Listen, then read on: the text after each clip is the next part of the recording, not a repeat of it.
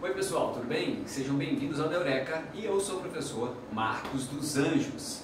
Hoje nós vamos tratar de nervos. Nervos no aspecto anatômico e vamos falar um pouquinho do aspecto funcional também. Algumas pessoas vão entender por que muitas vezes quando ela tem uma hérnia de disco, afeta o controle e a sensibilidade do membro superior. Por que o braço fica bobo às vezes, quando a hérnia é cervical, o braço fica bobo, fica fraco, ou a sensibilidade fica esquisita, fica formigando, né? Vamos falar sobre isso hoje? Então vamos lá. Muito bem, pessoal, então dando início ao nosso tema de hoje, nervos. Vou colocar aqui esses nervos. Eles são nervos espinhais, tá? Nervos espinhais, ok? Bom, aqui agora eu vou fazer uma breve revisão, vamos dizer assim, anatômica. Ó, esse aqui é o cérebro, com o tronco encefálico, daqui para cima, e aqui o cerebelo, tá legal? Então, nervos espinhais, ele tem relação com a medula espinhal, tá? Aí você vai falar, tá, medula espinhal, entendi, né? A medula espinhal, que é esse segmento que vai até lá embaixo. Na verdade, a medula espinhal tem início aqui, ó, no que nós chamamos de forame magno. Então, vou botar aqui, ó, forame magno. É um forame, anatomia é um buraco bem grandão que tem aqui na base do cérebro, tá? E a medula espinhal começa aqui. Veja que a hora que acaba o tronco encefálico, lembra? Vamos lá.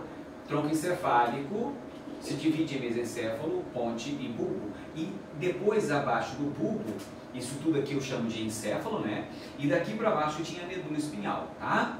Então eu vou falar dos nervos que têm relação com a medula espinhal. Aí aqui, ó, se eu fizer uma secção, ó, fiz uma secção, fiz um corte, tá? Eu vou botar até um pouquinho mais para cima, para todo mundo entender que nessa região aqui, ó, que eu fiz uma secção, seria o segmento cervical da medula espinhal, só para ficar um pouco mais, para associar um pouco melhor o que a gente está tratando, tá? Se eu fizesse uma secção transversal da medula espinhal, tá? Que começa a nível de forame magno e vai até lá embaixo a nível de L2, ou seja, o que é L2, professor? A segunda vértebra lombar. Porque quando eu falo em coluna vertebral, eu estou falando de coluna vertebral a nível cervical, torácico, né? Torácico, aqui. Depois eu tenho o nível lombar mais abaixo, o nível sacral mais para baixo um pouquinho, e lá no finalzinho tem um cóccix, um coccígeo, um segmentozinho, tá? Muito bem, então se eu fizer uma secção, um corte a nível cervical, o que eu vou ver? Eu vou ver, nessa secção transversal, eu vou ver uma estrutura assim, ó.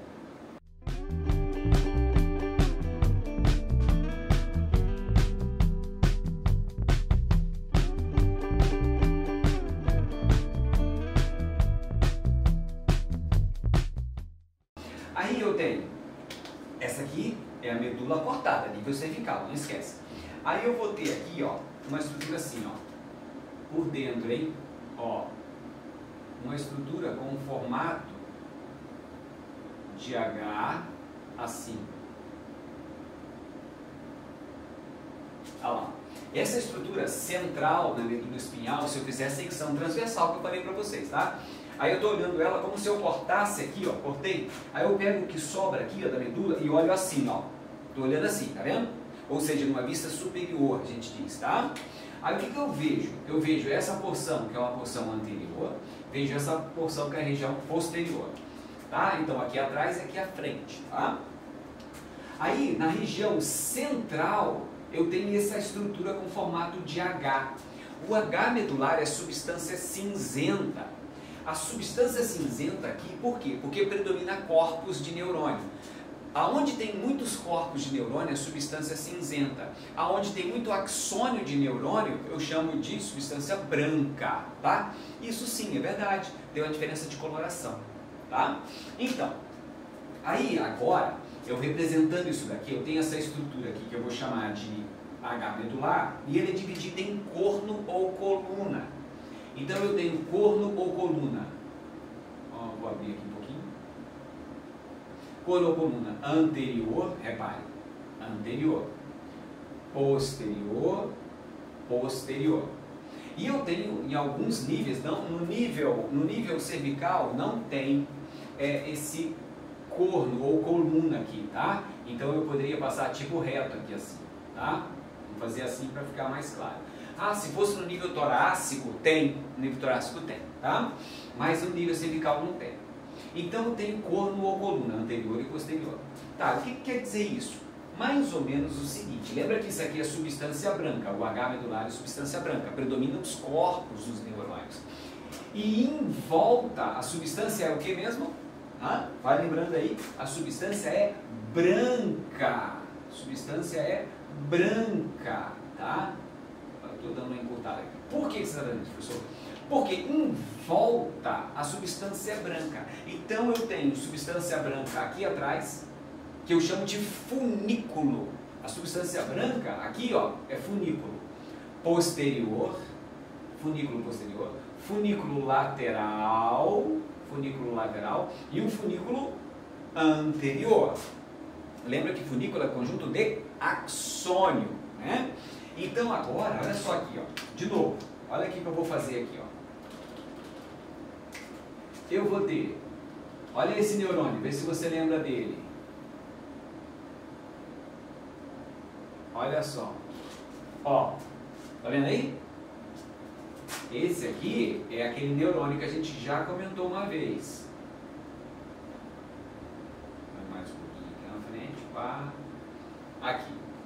Ele vem, ó, tá vendo? Esse é o pseudo, lembra do neurônio sensitivo? Uma vez a gente mostrou isso para vocês, tá? Nós temos isso num vídeo falando sobre neurônios, tá?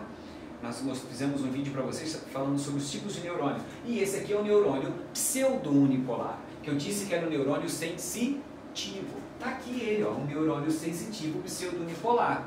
Ele tem o seu prolongamento periférico e o seu prolongamento central. Tá legal? Aí o que acontece? Aqui, ó, está a terminação nervosa sensitiva. Ou seja, a terminação nervosa sensitiva, ela detecta a informação sensorial.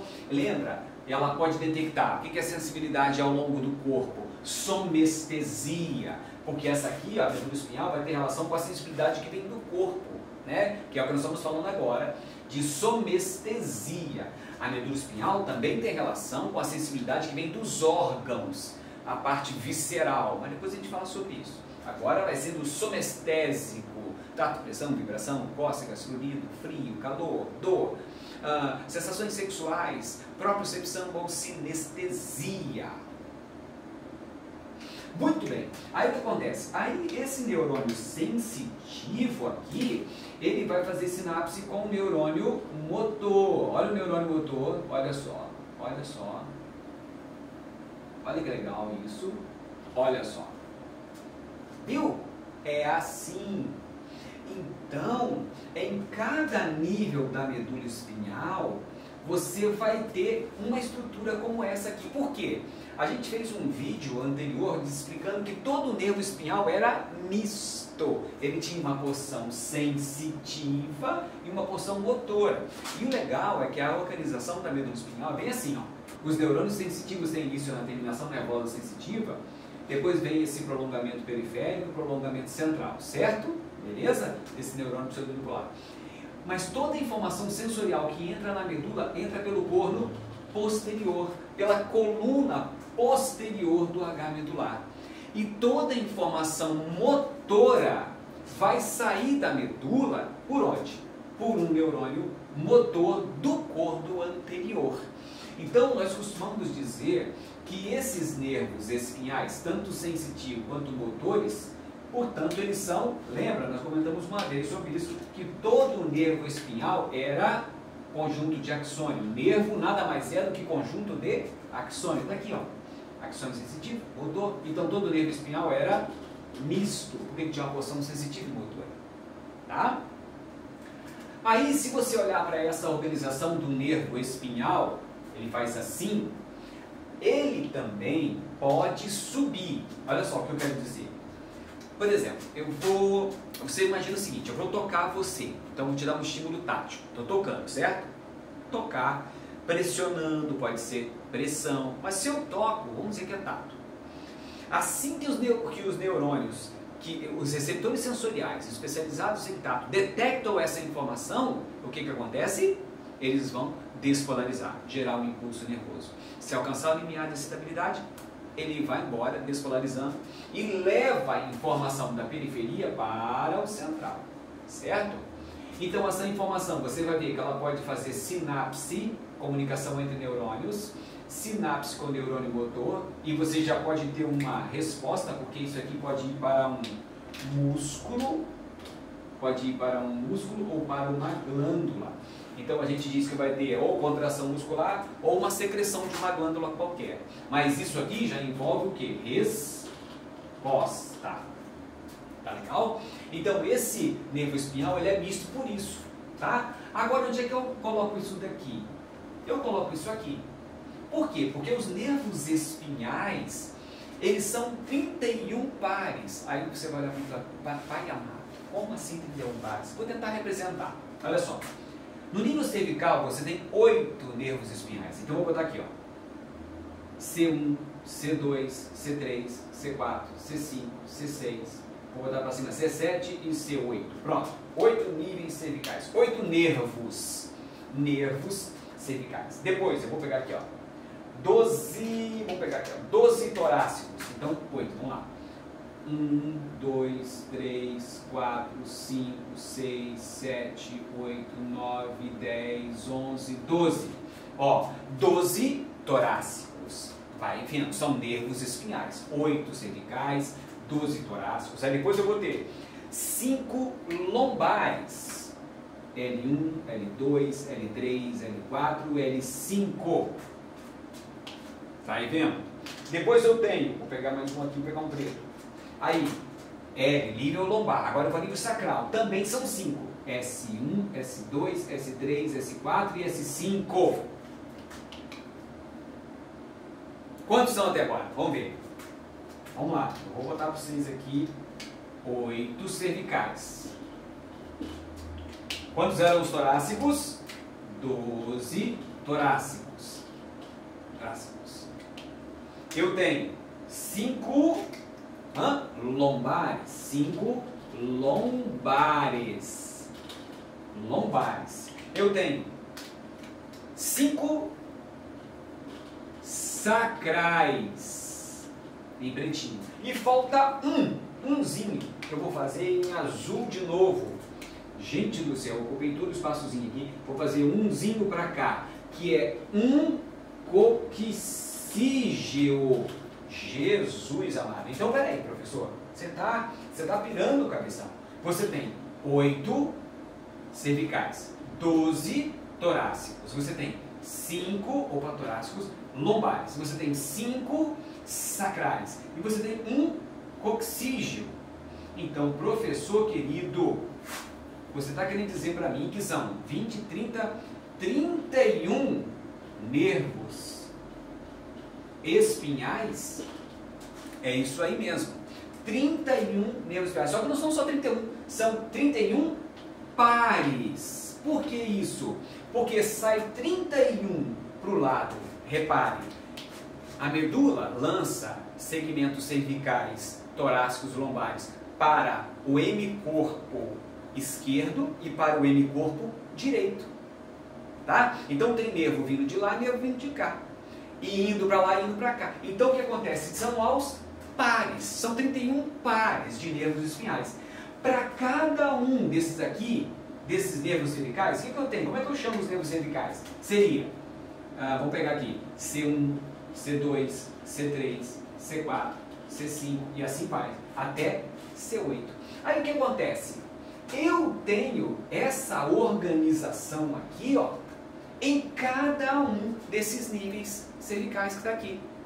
Entenderam? Então, por exemplo, C1, C2, C3, C4, ele vai ter uma organização. Vai ter um neurônio sensitivo entrando na medula espinhal no nível de C1 e vai ter um neurônio motor saindo no nível de C1. Entendeu? Então, o que acontece é que eu tenho 8 cervicais, 12 torácicos, mas são tudo aos pares. E não se esqueça que cada um, C1, não é um fiapo como eu fiz aqui, não é só um risco. Na verdade, ele tem uma porção, C1 tem uma porção sensitiva e uma porção motora. Olha lá, em vermelho, sensitivo, e em azul, motor. Entenderam? Então, cada um desses nervos, até o final do sítio, ele é sensório motor. Por isso que eu digo que cada nervo espinhal é o quê? Misto. Tá bom? Aí o que acontece é que esses nervos, eles saem no espaço entre os ossinhos da coluna. Ó, vamos pegar aqui, ó. Vamos pegar assim, então vamos pegar aqui, ó. Eu estou representando aqui ossos da coluna vertebral. Então eu tenho C1, C2, C3, C4, C5, C6 e assim vai. De ossos eu tenho até C7. C7. Aí o que acontece? Vou botar aqui, C7. São 7 vértebras. Aí aqui eu vou ter o osso occipital, que é esse osso aqui, ó. Esse osso que fica bem atrás aqui, ó. Esse é o occipital. Aí eu vou ter os nervos espinhais saindo de cada espaço entre as vértebras. Então eu tenho aqui, ó.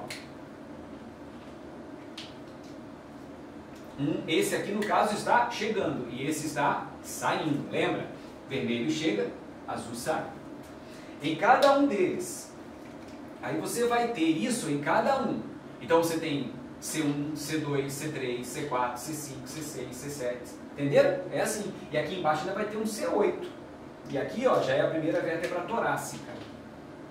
Opa, eu vou botar aqui T1. Então aqui é T1, primeira vértebra torácica. Como vai saindo os nervos aqui, em cada um desses aqui, então, é motor e sensitivo. Então, esse cara está trazendo a sensibilidade de uma parte do corpo, esse aqui já está trazendo sensibilidade de outra parte, esse aqui de outra, esse aqui de outra, esse aqui de outra, esse aqui de outra, e a mesma coisa. Esse vai para movimentar uma coisa, esse vai para movimentar outra coisa, esse vai para movimentar outra. Entenderam como funciona? Por isso que entre cada ossinho, agora você começa a entender um pouquinho, porque entre cada osso desse aqui, ó, existe um disco, por exemplo, chamado disco intervertebral. Ó, vou pegar para diminuir o espaço aqui, ó, e vou botar um disco. Olha o disco aqui, ó. O disco, ele é assim. Esse é o disco intervertebral, tá? E no meio ele tem uma cartilagenzinha. Vou botar de outra cor aqui, vamos ver se tem. Meu Deus, eu não sei se eu tenho uma outra cor. Vou botar em azul acho que dá legal. Deixa eu apagar esse aqui e vou botar um azulzinho. Acho que dá pra ver bem. Então o que acontece? Não se esqueça que o disco, ele separa uma vértebra da outra, tá? Então tem um neurônio sensitivo chegando, vou botar ele aqui com o corpinho dele, que ele sempre é assim, chegou lá. E o neurônio motor saindo de lá de dentro. Aí tá vindo aqui o nervinho dele, certo? Agora você imagina se esse disco romper. Se ele rompe, esse material do centro sai. E ele sai e ele pode apertar o nervo que está saindo. Aqui, ó. Entendeu? Ele pode comprimir o nervo espinhal que está aqui. Essa compressão pode prejudicar os neurônios que estão trazendo informação sensitiva ou o neurônio que está levando informação motora. Por isso que o nosso paciente que tem hérnia de disco, ele pode ter esse prejuízo. De novo, uma vértebra, e aqui vai ter neurônio lá dentro da medula espinhal. Vamos pegar a medula, ó, a medula espinhal está lá dentro, tá? Você não está vendo. Mas o neurônio sensitivo está trazendo informação para chegar lá para ela, ó. Olha ali, chegou lá, tá? Ali o corpinho dele. Beleza? E aqui vai sair também o neurônio motor. Lembra aqui, ó, sensitivo chegando, motor saindo. Aí o que acontece? O motor sai, tá? Se eu tiver uma hérnia de disco, porque entre isso aqui, lembra que ficava aqui o disco. O disco fica aqui, ali, protegendo, né? Assim, mantendo o espaçamento. Então, se eu tiver uma hérnia do disco e ele sair dessa porção central aqui, vou botar o azul que eu tinha botado antes, se eu botar, ele está aqui, ó, bem dentro, o disco ele é bem assim, ele tem essa parte externa fibrosa, né? Externa fibrosa, assim. Então, o que acontece? Se o disco romper, olha lá, rompi o disco. Aí o que acontece? Esse material azul do disco intervertebral sai, a cartilagem. Aí o que acontece? Ela pode sair, quando ela sai, olha aqui, ó, ela pode comprimir a porção motora ou a porção sensitiva. É por isso que os pacientes podem, a partir da compressão de um nervo espinhal, ter alteração da sensibilidade, até dor, que também é uma sensibilidade, um tipo de sensação, ou então ter fraqueza nos músculos da região do braço, por exemplo, da mão, se a hérnia for cervical. Se a hérnia for lá embaixo, no nível lombar, por exemplo, ele pode ter alteração de sensibilidade dos neurônios que trazem a sensibilidade, portanto, alteração de sensibilidade, e ele pode ter um comprometimento motor, de movimento das pernas, vai ficar fraca, entendeu? Por isso que o nervo espinhal é tão legal estudar, porque se eu tiver alguma compressão, por exemplo, aqui é só comprometimento sensitivo. Se eu tiver comprometimento aqui, ó, é só motor. Mas se o comprometimento, se a hérnia de disco comprimir essa estrutura sensitiva e motora, o paciente pode ter os dois tipos de prejuízo, prejuízo sensitivo e prejuízo motor. Legal, pessoal? Então, fazendo uma correlação com a parte clínica, que muita gente tem problema de hérnia de disco. Beleza? Se gostar, deixa o seu like lá, se inscreve no canal para ficar recebendo mais vídeos. A gente vai sempre estar postando alguma coisa legal para vocês aqui. E não deixe de fazer comentário. O comentário nos ajuda bastante. Tá legal, pessoal? Um abraço para vocês, tudo de bom.